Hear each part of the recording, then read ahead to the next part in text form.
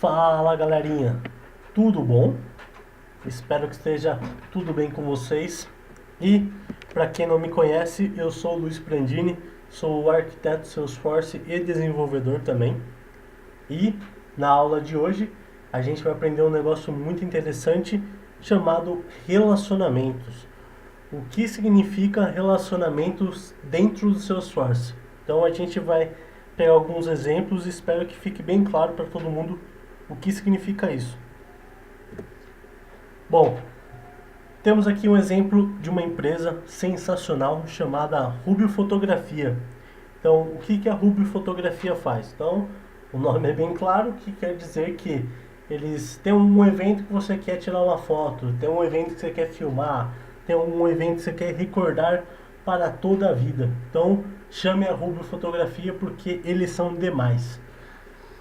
E aí, o que aconteceu dentro da Rubio Fotografia para que eles decidissem: isso aqui está numa completa zona, temos que organizar e a gente vai usar o Salesforce para fazer isso. Então, basicamente foi o seguinte: o senhor Rubio, ele quando saía do escritório, ele não tinha a mínima ideia de quantos clientes ele tinha aquela semana, de quantos clientes ele tinha para visitar no dia, porque tudo ficava nos caderninhos X e um sistema que ele tinha lá que era bem antigo e bem ruim, que só funcionava offline. Então todas as informações ficavam lá e você não conseguia acessar essas informações de lugar nenhum. E aí os agendamentos começaram a ficar uma grande zona, porque ele ia na casa das pessoas falando assim: é hoje? Não, não é hoje. Ia para casamento: é hoje? Não. Então ele começou a se confundir e decidiu fazer uma mudança drástica para que aumentasse a satisfação dos clientes dele e para deixar a vida dele mais tranquila, né? Então, como aconteceu essa mudança? Então, imagine o seguinte: antes ele não tinha relação nenhuma, assim. Então tinha o cliente X pedia uma foto para casamento, ou o mesmo cliente pedia uma foto para 15 anos, por exemplo, e ele não tinha essa relação de quantos pedidos, oportunidades um cliente único tem. Ele sabia mais ou menos, mas era tudo de uma maneira muito rústica, né? E aí imagine o seguinte: então tem esse diagrama assim para exemplificar como funciona e como deveria funcionar a partir de agora. Então imagine assim: o cliente Ítalo Festeiro ligou pro senhor Rubio um dia e falou o seguinte: cara, eu tenho no dia 28/4, eu tenho umas fotos de casamento que eu quero que você vá lá. E aí combinaram tudo, foi aquela coisa linda. Beleza. Depois de alguns meses passou e o senhor Ítalo Festeiro ligou novamente pro senhor Rubio e pediu um orçamento de uma festa de 15 anos. Tá? Então, qual que é o grande ponto aqui e qual que é o relacionamento entre as entidades aqui? Então, tem a entidade cliente e tem a entidade oportunidade. Então, tem um cliente e tem as oportunidades que ele tem dentro do sistema, tá bom? Então, o que isso culmina? Então, relacionamentos de uma maneira geral, o que são? É quando, basicamente, uma coisa se relaciona com a outra. Então, assim como na nossa vida pessoal, a gente tem relacionamento com nossos pais, com os amigos, com namorada, namorado, cachorro e tudo mais. Então a gente tem inúmeros tipos de relacionamento. E aí tem alguns conceitos teóricos sobre relacionamento. O primeiro deles é um relacionamento um para um. Então, uma entidade possui ou pertence a uma outra entidade. Então, por exemplo, um brasileirinho tem, por exemplo, um CPF. Então, a não ser que você tenha feito uma maracutaia muito grande, então você tem um CPF hoje. Ou uma identificação única que sabem que o número XPTO é você. Então, esse é um típico exemplo de um relacionamento 1 para 1. E também temos o relacionamento 1 para N, e que significa que eu, pessoa, tenho um celular, eu tenho um telefone. Então eu tenho dois meios de contato. Então, numa entidade, é, eu, ser humano, e entidade, contatos, telefones e, sei lá, meios de comunicação, eu tenho dois. Então, esse telefone, por exemplo, meu celular, ele pertence a mim, não pertence mais 20 pessoas. Ele pertence a mim, assim como meu telefone. Então, eles pertencem a mim. Então, eu tenho dois meios de contato. Então, isso é basicamente um conceito de relacionamento 1 para N. Então, existe mais um tipo de relacionamento que é o relacionamento N para N. Mas, nesse caso, eu vou fazer um vídeo específico só para isso, porque é um conceito um pouco mais complexo de se entender, e dentro do Salesforce muda algumas coisas. Tá bom? Então, o que são tipos de relacionamento dentro do Salesforce? Salesforce possui alguns tipos de relacionamento, e os principais deles que a gente geralmente utiliza é o de mestre detalhe e o de pesquisa. Então, o mestre detalhe é um relacionamento que tem como sua premissa que é um filho, em hipótese alguma, pode existir sem um pai. Então, se você tem um relacionamento filho, você não pode criar um registro se não tiver um relacionamento pai que vai manter esse registro. A parte muito legal de utilizar o relacionamento mestre-detalhe é que você tem algumas funcionalidades, tipo campos totalizadores, que num campo de relacionamento de pesquisa, por exemplo, você não tem, que é basicamente eu pegar a informações dos filhos e somar, totalizar ou fazer algo do tipo e mandar pro pai. Um ponto muitíssimo importante que é no Salesforce tem um limite bem pequeno para campos de mestre detalhe. Então acho que são 5, se eu não me engano, 5 ou 10 campos de mestre detalhe por objeto, tá bom? E o relacionamento de pesquisa é o filho pode existir sem o pai. E aí não tem os campos, a funcionalidade de totalizadora, e os limites de criação são muito maiores. Então eu posso ter muito mais campos de pesquisa dentro de um objeto do que campos de mestre detalhe. E um ponto muitíssimo importante é que você pode converter um relacionamento mestre-detalhe para pesquisa. O inverso não é verdadeiro, tá bom? Então, como que eu crio o relacionamento? Tá? Já dentro aqui do Salesforce, eu vou lá nas minhas oportunidades, por exemplo. Então, aqui eu tenho as oportunidades que eu exibi recentemente. Então, só para lembrar, esse aqui é o layout Lightning. Então, você pode utilizar tanto o Lightning, tanto o Classic, tanto faz, ele tem as funcionalidades são as mesmas. E aí eu tenho, por exemplo, aqui a fotos de formatura. Então, eu venho aqui, então tá todas as informações sobre ela. Então, quem que é a conta, e isso aqui é um relacionamento. E isso aqui, ó. Então, dentro do Salesforce, quando você vê esse linkzinho puxando para outro registro, quer dizer que nesse campo aqui, ele tem um relacionamento direto para a conta, para o cliente que está fazendo isso. E aqui é a mesma coisa, o proprietário é um usuário. Então aqui a gente pode ver dois relacionamentos de pesquisa, um para a conta e outro para o usuário, tá bom? Então, supondo o seguinte, eu quero criar um outro relacionamento. Eu quero que a oportunidade também se ligue com o contato. Então, Nessa oportunidade aqui, quem que eu vou falar? Então, quem que eu vou falar diretamente nessa oportunidade? Então, eu vou lá nos campos da oportunidade. Então, vou lá em gerenciador de objetos. Clica primeiro aqui, né, pessoal? Se vocês não sabem ainda. Então, clique em configuração, vai em gerenciador de objetos e procura a oportunidade.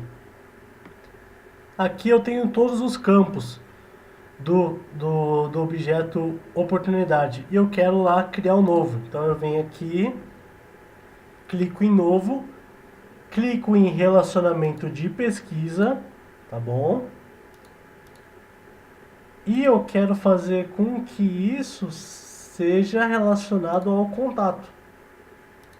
Venho aqui, vou colocar, por exemplo, nome do contato. Ou na real, vou colocar o contato mesmo.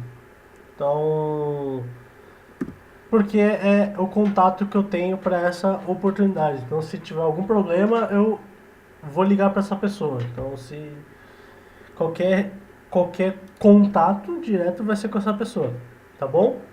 Então, venho aqui em avançar, deixa aqui como tá. E aí clico para que esse campo seja visível para todo mundo. E falo para o Salesforce, sim, eu quero colocar esse campo dentro dos meus layouts. Beleza? E também coloco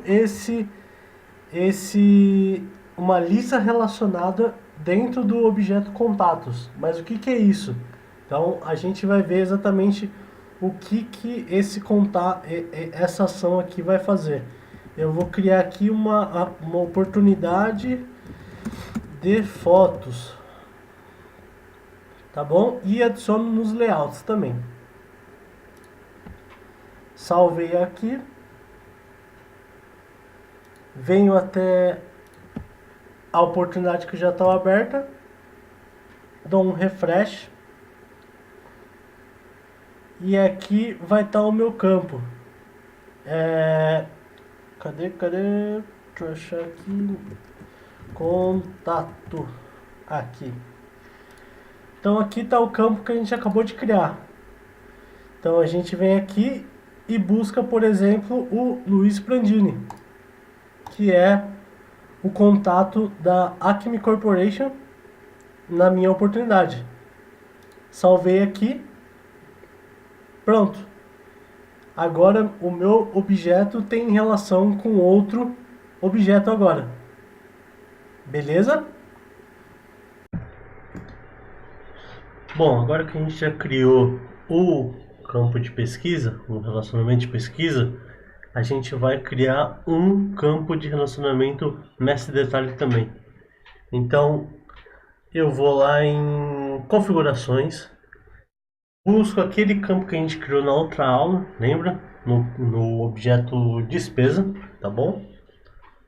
Clico aqui, gerenciador de objetos, procuro aqui o objeto despesa, aqui ele, e aí eu venho até aqui, campos e relacionamentos, dou um novo, vou lá, clico aqui ó, no relacionamento entre mestre e detalhe, avanço, e com quem que eu vou linkar esse objeto? No meu caso aqui eu vou linkar com a conta. O que significa isso? Que você, no meu caso, não é possível criar uma despesa que não tenha um cliente, não tenha uma conta relacionada a isso.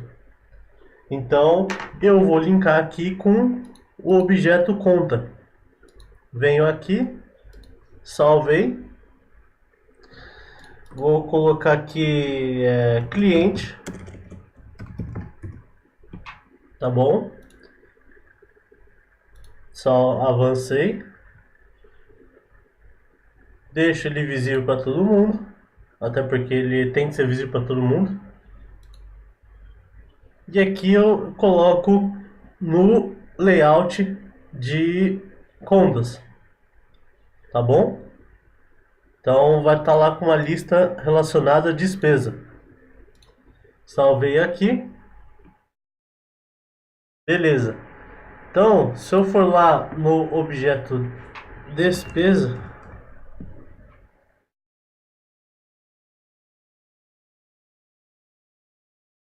e der um novo aqui, olha lá, ele tem o nome do cliente, que é o campo que eu criei antes, que não é obrigatório, e tem o cliente de fato. Então, Acme Corporation aqui. E aí eu venho e salvo essa despesa, que foi para Acme Corporation. E agora, se eu for lá na Acme Corporation, aí vai ter aqui, ó, despesas. Tá vendo? A lista relacionada de despesas que eu acabei de criar. Então ela vai estar bem aqui. E aí, aquele campo totalizador que eu tanto falei. Vamos lá. Então, vamos de novo aqui em configuração. Vou lá em gerenciador de objetos. Vou no objeto pai, porque eu não tenho como totalizar os filhos, não sendo no pai. Clico aqui em campos de relacionamento, venho em novo, e aí eu vou lá, ó, resumo de totalização. Então eu vou colocar aqui um campo chamado número de despesas. Poderia ser valor total das despesas ou valor total, valor máximo tal. Então tem bastante opção aqui para você fazer. Aqui no caso eu estou fazendo um contador de despesas filho. Então ó, ele aparece aqui oportunidades e despesas, porque não existe uma oportunidade sem uma conta também. Então aqui no caso eu vou usar despesas, que é o objeto filho, e vou utilizar o count aqui, ó, que é o contador. E aqui eu poderia tipo fazer um filtro. Então, eu só vou contar aqueles que foi do tipo carro, ou aqueles que foram do tipo hotel. Então eu poderia fazer um filtro aqui para deixar esse contador aqui bacanão. Mas eu vou colocar todos. Salvei aqui. Boto esse campo visível para todo mundo. Adiciono no layout. Beleza. Venho aqui agora. Dou um refreshzão aqui. E aí. Cadê? Total. O cara. Número de despesas. Aqui, ó. Ele já atualizou aqui com valor 1. Se eu criasse uma outra despesa. Vamos lá ver lá. Vou dar um novo aqui, ó. Colocar aqui despesa 2.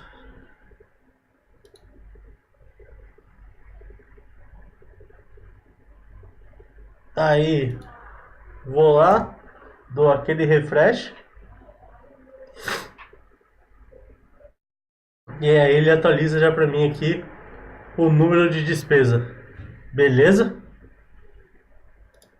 Bom, umas dicas que eu dou aí para o pessoal que vai criar altos relacionamentos no Salesforce. Então, usem doses homeopáticas, não criem relacionamento para tudo. Tem coisa que um campo de pick lead, de lista de opções, ou uma outra estratégia pode resolver. Então não crie para tudo, sejam bem críticos em relação à criação de um relacionamento. E importante muito cuidado com excluir o objeto pai. Nesse caso aqui que eu acabei de criar, não é possível excluir o objeto conto, porque ele é padrão do sistema. Mas se eu tivesse criado um objeto customizado que ligava com outro objeto customizado e excluir o objeto pai, sendo ele um relacionamento mestre detalhe, eu iria excluir todos os cílios. Tá bom? E abuse o uso dos campos totalizadores, que eles são muito bons. E aqui tem o material de apoio que eu vou deixar na descrição do vídeo. Então, se vocês quiserem olhar, só dá uma olhadinha. Beleza? Então, muito obrigado por assistirem aí. E qualquer dúvida que vocês tiverem, me mandem sugestões e GIFs de panda dançando também, que eu acho maior da hora. Tá bom? Então, qualquer dúvida é só falar e se inscreva no canal aí.